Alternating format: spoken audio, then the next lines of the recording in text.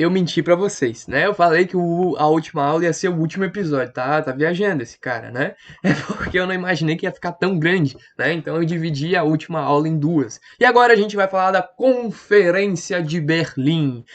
O que que vai acontecer? A Alemanha, gente, a gente já sabe o que que a Alemanha está preparando, né? A Alemanha ela quer o caos, né? A Alemanha ela quer que quer, né? A Alemanha ela saiu muito atrasada na questão do imperialismo, né? Ela vai conseguir conquistar poucos territórios. A Alemanha ela quer mais, né? E a Alemanha ela vai usar aí, né, de um artifício diplomático que é chamar uma conferência. Vamos chamar todos os países, né, que estão participando desse processo imperialista e vamos então combinar, né, vamos dividir, né, os territórios entre a gente, vamos definir o que é de quem, né?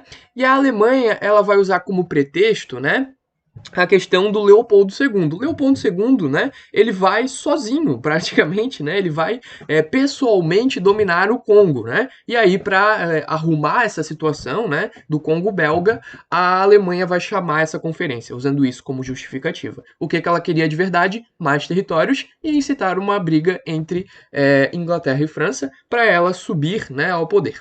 E também reafirmar o seu pan-germanismo, tá bom?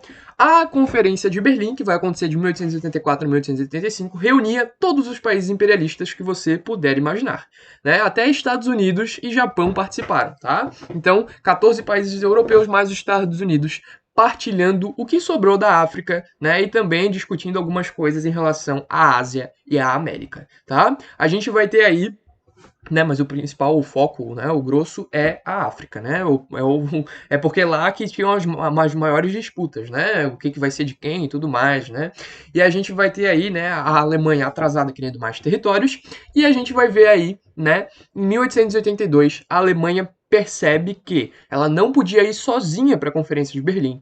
Ela decide que se ela se juntar com outros países, ela pode ir muito mais forte, né? Então ela decide se juntar à Itália e ao Império Austro-Húngaro, tá? O Império Austro-Húngaro a gente já sabe que estava fechadão, né? Porque faz parte desse pan-germanismo, e a Itália também tem um histórico, né, de aliança aí com a Alemanha, principalmente quando lutou contra a Áustria, né? No que ficou conhecida como Guerra Franco-Austríaca, né? Ou Guerra Austro-Franca, também Franco-Austríaca, meu Deus, Guerra Austro-Prussiana, desculpa, é muito nome, eu me confundo.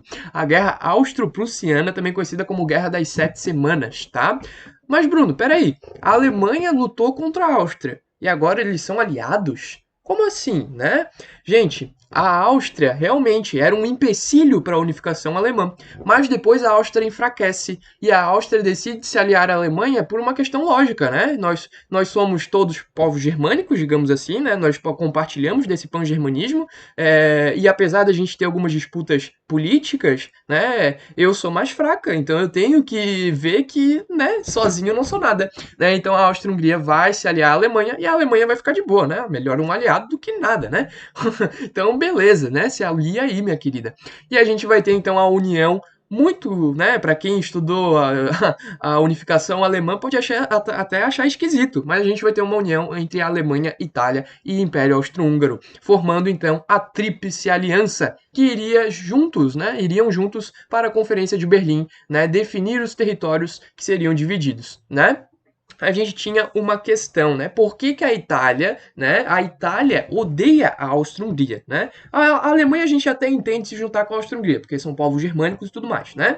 Mas a Itália odeia a Áustria-Hungria. A Áustria-Hungria não permitia, né? Não, a Áustria não permitia que o Piemonte-Sardenha fizesse a unificação italiana. Por que, que eles vão se aliar à Áustria-Hungria, né? É simples. A Itália tem uma questão que é a Itália irredenta. A Itália não completou a sua unificação. Falta Istria, falta Trentino, Tirol e Trieste, né? E adivinha quem está com esses territórios? Obviamente que é a Áustria, né? E aí o que, que vai acontecer? A Itália pensa assim: oh, talvez se italiani se juntar com a Áustria-Húngara, pode pegar, né, o o território de Itália irredente. E aí a gente vai ter aí a Itália irredenta, né, tendo, né, um suspiro, né, porque se a Itália se aliasse à Áustria-Hungria, talvez ela conseguisse recuperar esses territórios. Mas, gente, a verdade é que esses territórios não quiseram se juntar à Itália, né, então fica aí uma situação meio esquisita para a Itália, né, mas mesmo assim ela tentou, vai que conseguisse, né, aí Istria, Trentino, Trieste e Tirol, e no fim das contas vai até que conseguir alguns desses territórios, tá bom, gente? A Alemanha, né, na Conferência de Berlim, não vai conseguir muita coisa, tá? A gente tinha aí Bélgica, Estados Unidos, França, Inglaterra, por mais que a Alemanha tivesse se juntado com Itália e Áustria-Hungria, não conseguiu vencer, né, nas disputas diplomáticas. E a Alemanha não vai conseguir um bom resultado aí da Conferência de Berlim, tá bom, gente?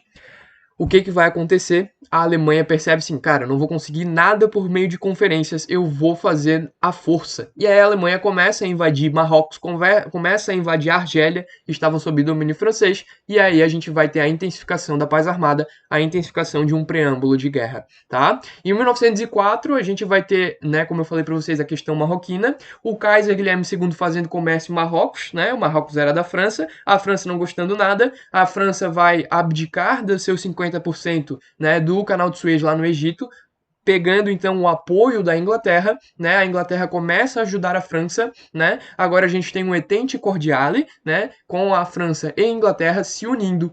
A ameaça alemã uniu a Inglaterra e a França, né? Principalmente porque a França abriu mão da disputa com a Inglaterra para pelo menos tentar vencer a Alemanha. Tá, gente? Em 1907, por uma questão lógica, né, a gente vai ter, né, em oposição à Tríplice Aliança, a formação da Tríplice Entente, né? Então a gente tem a Inglaterra e a França se unindo junto à Rússia, né, que estava nessa questão do pan-eslavismo contra o pan-germanismo, né? E a Rússia vai se unir à Inglaterra e França para tentar, né, ter um pouco mais de força nesse contexto geopolítico mundial, tá?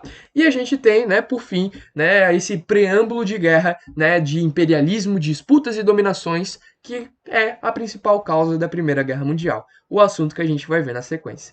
Espero que tenham gostado. Me deixem um feedback sobre essa sequência de aulas de imperialismo. Gostou, não gostou? Achou ruim? Achou médio, medíocre? Dá pra melhorar alguma coisa? Eu não vou com a tua cara. Pode dizer, fica tranquilo aí. Feedback é sempre bom. Manda feedback aí, pô. E aí, e se tiver dúvida também pode me procurar. Beijão, te vejo numa próxima oportunidade.